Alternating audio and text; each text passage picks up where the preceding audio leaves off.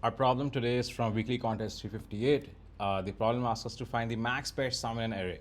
So you're given a zero index integer array nums, and you have to find the max sum of pairs, max sum across all possible pairs, such that the max digit in both numbers in each pair is equal, right? And if no such pair exists, you have to return -1. Let's just jump right in through the examples and see what they're asking us to do, and then figure it out from there. So in this example, you can see, consider these two numbers, right? The max digit in both of these numbers is 7. So they're an eligible candidate pair, right? Because the question is asking us to find the maximum sum across all pairs where the max digit in both is equal. So the max digit is 7, it's equal, so it's an eligible pair. The sum is 88. So 88 is an eligible candidate for the max sum. Similarly, 24 and 42 have 4 as the max number, so they're also an eligible candidate pair. Of course, 51 and 71 do not form an eligible candidate pair because even though they both have 1 common, 1 is not the max digit in either of them. So they won't be an eligible candidate pair. And these two are the only possible candidate pairs in this array. So the max of these two is 88, therefore we return 88. Right? In example 2, none of the two numbers in this array share any digit, let alone the max digit. So of course we return -1. The problem constraints are that the size of the problem is order 100, which is n squared, which directly implies that you can just run an n squared brute force approach, right? You can just pick every two possible numbers in an array, and then just see if they have the same max digit, and if so, take the sum and see if get the max across all such possible candidates, right? That would be an n squared brute force, and it will work since it would be 10 to the 4, and 10 to the 4 is of course runnable, and it will pass this this contest, but it won't pass you through an interview. So we need to see if we can do better than the brute force, right? And the other constraint is that each number is less than 10 to the 4. Okay, so how should we go about doing this? What's the intuition that we can get directly right off the bat, right? So right off the bat, we can see that what matters for each number is what's the max digit in that number, right? So if we can just iterate over every element in an array and get its max digit, and then just group all numbers by their max digit, right? Then every possible number in each such group will be an eligible candidate, will form an eligible candidate pair with every other number in that same group, right? And that's the entire set of possible candidate pairs. And of course, the number of such possible groups would be 10 because the common max digit can just be 0 through 9, right? So that's like the very first step, the intuition that you can get from like just reading this problem. And then once you have each such group, you just need the best candidate pair in that group, and then the best such candidate pair across all these 10 groups would be the answer, right? So you can just, in a very naive approach, you can just, after you have grouped, you can just sort every element in each group, and then just take the best max two elements in that group, and that would be the best candidate pair for that group, right? So let's start off with this approach and see if we can do better, right? So let's see. So the first step in this approach, let's call it approach 1. So the first step in this approach is we're going to be grouped by max digit, right? So let's do that. So of course, we've got to initialize the object to store the groups. Let's do a two-dimensional vector. Let's call it elements grouped by max digit, right? And of course, like I said, there can just be 10 groups for each max digit 0 through 9, and each of these is initialized with an empty vector, right? And now just iterate over each element in nums, get its max digit, right? We'll implement this in a second, and then just populate the corresponding group with this element, right? Let's quickly implement this the get max digit method. Right, so how will you do this? One way to do this could be we just extract the rightmost digit from num, right, by taking modulo with 10, and then just divide num by 10 and keep doing it until you reduce num to 0, right? That way you can just keep extracting every digit and just get the max across all such digits, right? That could be one way to do it. So let's do that.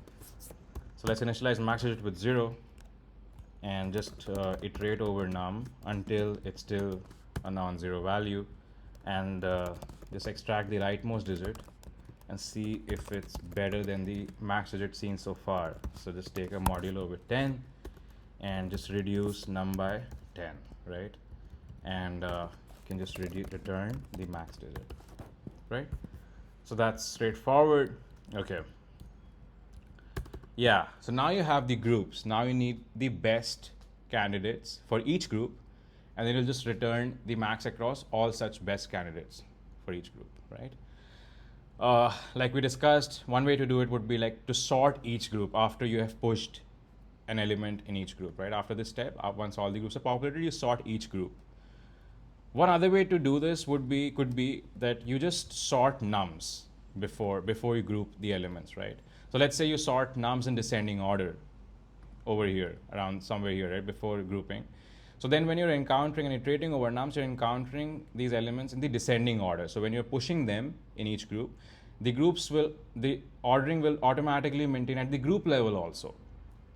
So then in second step, you can just pick the first two elements in each group. If you sort it by descending order, you can just pick the first two elements in each group, and that will be the best candidate pair for that group. And then you just take the max across the best candidate pair across all groups, across all the 10 groups, and that will be your answer, right? So that could be one way to do it using sorting.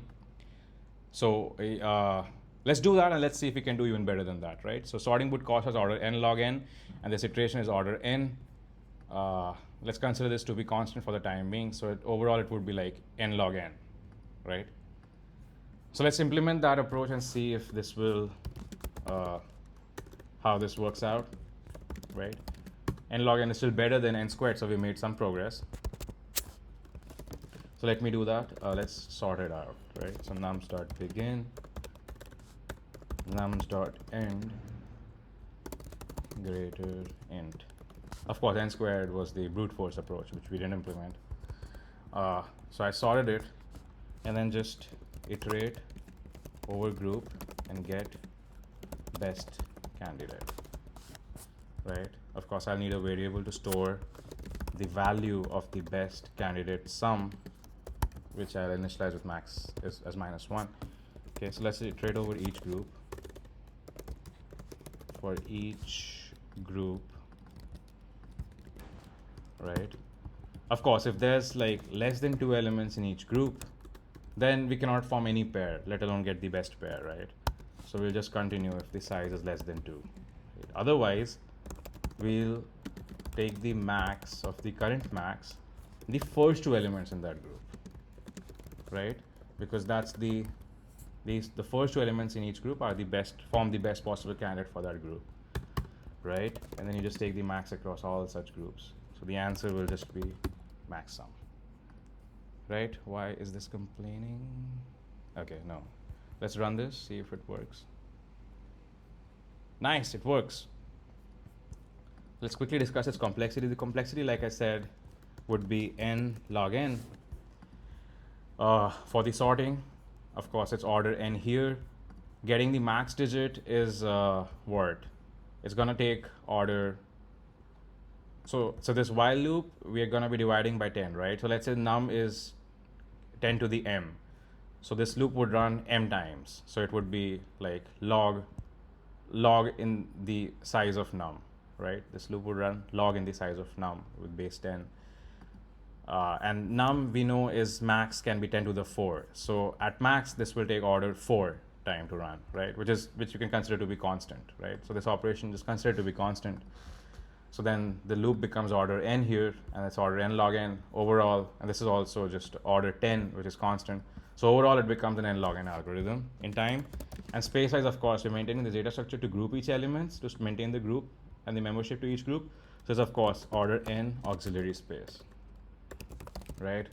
This is approach 1, right? Which is better than n squared brute force. So let's think about if there's any more scope for us to improve here, right? And if so, what's that scope, and how can we capitalize on that scope, right? So The inefficiency that you can see here is the sort process here, right? We are sorting the whole array, and but what we need is that we just need to know what are the best two numbers in each group. We do not need the whole membership in each group to be sorted. We don't care for every element that's not the top two elements, right? We just care for the top two elements. So sorting is an overkill here. If we can do some way to just extract the max and the second max element in each group, then our job is done, right? We don't need to like sort and incur that cost. So that gives us a hint, right? Like, let's not sort it. So how will we maintain the membership, right? How will we know when we have encountered the top two elements in each group, right? So the way to do that could be that we just store the max element encountered so far in each group. So while we're iterating over the nums array, every time we get an element, we see, is that the max element encountered for that group so far, right? And if so, if it's greater than the max element encountered so far for that group, we just store it and update the max element for that group, right? And we also use the incoming element to see if the sum of the incoming element with the existing max element for that group, if that sum is greater than the max such sums seen so far, right? And the max of all such sums will be our answer, right? So essentially what we're saying is every time we push a new element, we try to form a pair of that element with the current max for that group. And this way, we're going to ensure that we have considered the sum of the top two elements in each group at the end of this process, right? Because we're going to be summing the existing max with the incoming element, right? So, and we know the existing max must be one of the elements if you were to consider the group so far, right? But enough talk, let me write down the logic what I'm explaining and see if that would make more sense than just my explaining it. The advantage there would be, like I said, of course, we won't have to sort, we can just store the max property, and of course, space-wise also, we don't need to now group elements and store the entire group, we can just store the max element for each group. So it would save us space as well. So let's see this approach, let me call it approach 2, right? Let's see. Let me comment out this approach. Okay. In approach 2, I'm not going to sort. I'm just going to store the max element in each group, right? So let's call it max element for each group, right? There can be 10 groups, right?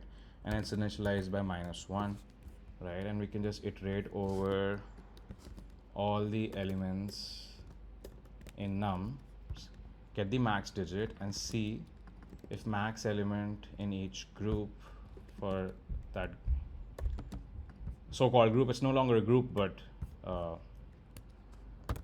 I'm just calling it a group to make sure that it's the right membership for the current incoming element. So if an element comes, whichever of the 10 groups it belongs to, let's just see if it's greater than the existing max. If so, we can just update the existing max. That's one thing that we got to do. But the other thing that I said just now is that we need to check, right? Let's store the current max sum that we're gonna store our result, right? So every time we get an element, right, we got to check, right? We got to check the sum of that. So if the existing group for that max digit has seen some element before, right? That's how it will not be -1, right? If it's the first time we are pushing an element or like encountering an element belonging to that group, then it will be -1, right? So if it's not -1, it means we have seen elements before that had the same max digit, right? So in that case, we're gonna see if taking the sum of the incoming element with the existing max element, right, is that better than the overall sum, right? If it's better, then we'll just update max sum seen so far. So that way, every time we push an element, Every time we're not no longer pushing, we're pushing here. So I should be more precise. Every time we're encountering an element that belongs in this group, determined by its max digit, then we'll just take the sum of that number with the existing max digit seen so far, right? And that way we're going to ensure that by the end of this process, by the end of this loop, we have considered the max element and the second max element for each group, right? So that way we're going to be getting the overall max sum, right? So of course, after we do this, we can update the max sum because the incoming element can now become the new max. And then we just repeat the same thing with other new incoming elements in the future iterations, right?